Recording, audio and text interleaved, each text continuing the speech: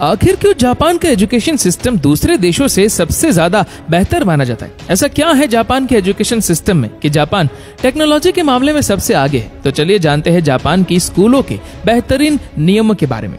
दोस्तों, जापान में स्कूल का टाइम सुबह 8:30 बजे से शुरू होता है और सभी को टाइम पर पहुंचना जरूरी होता है। अगर स्टूडेंट 5 मिनट लेट हो जाता है तो उसे 1 सप्ताह तक जल्दी आकर अपनी क्लास की साफ सफाई करनी पड़ती है और यही उसकी सजा होती है। साथ ही जापान के स्कूलों में जो भी चीज सिखाई जाती है वो हर चीज प्रैक्टिकल करके ही समझाई जाती है। यहाँ पर सभी बच्चे सभी चीजों को प्रैक्टिकल करके ही सीखते हैं, इसीलिए यहाँ के लोग सबसे ज्यादा इनोवेटिव माने जाते हैं।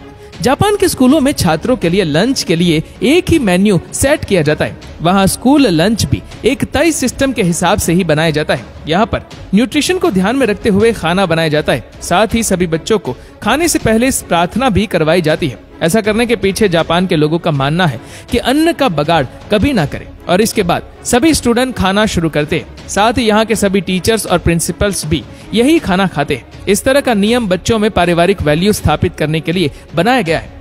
हैरान कर देने वाली बात तो यह है कि खाना खा लेने के बाद यहाँ के स्कूल को क्लीन करने के लिए कोई सफाई कर्मचारी नहीं होते, बल्कि स्कूल के सभी स्टूडेंट को मिलकर पूरे स्कूल की सफाई करनी होती है और स्कूल के सभी टीचर और प्रिंसिपल को भी ये सब करना पड़ता है। इसमें क्लास में झाड़ू लगाने से लेकर बाथरूम साफ करने तक सभी चीजों को साफ किया जाता है और इससे स्टूडेंट को साफ सफाई रखने की वैल्यू पता लगती है और यही काम को वही लोग अपना कर्म समझते हैं। साथ ही ऐसा इसलिए भी किया जाता है ताकि बच्चे बचपन से ही अपनी माँ के घर को साफ करवाने में मदद कर सके और साथ ही टीचर्स और प्रिंसिपल्स भी ये काम इसीलिए करते हैं ताकि बच्चों को ये दिखाया जा सके कि साफ सफाई करने में कोई छोटा या बड़ा नहीं होता। साफ सफाई करना छोटे से लेकर बड़ों तक सभी का फर्ज होता है। साथ में स्कूलों में बच्चों को ये भी सिखाया जाता है कि लोगों के साथ बातचीत कैसे करें, लोगों का मान सम्मान कैसे रखें और अपने भगवान को याद जरूर करें।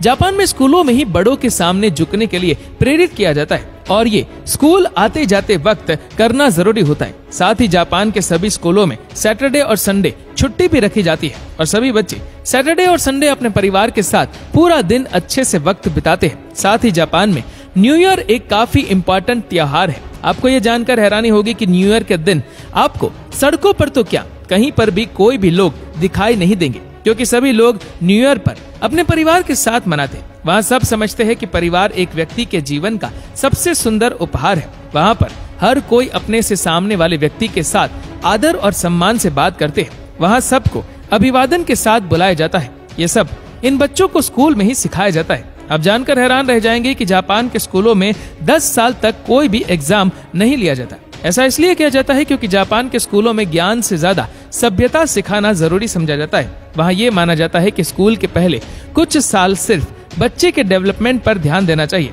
जिससे उसके अंदर अच्छे संस्कार डाले जा सके।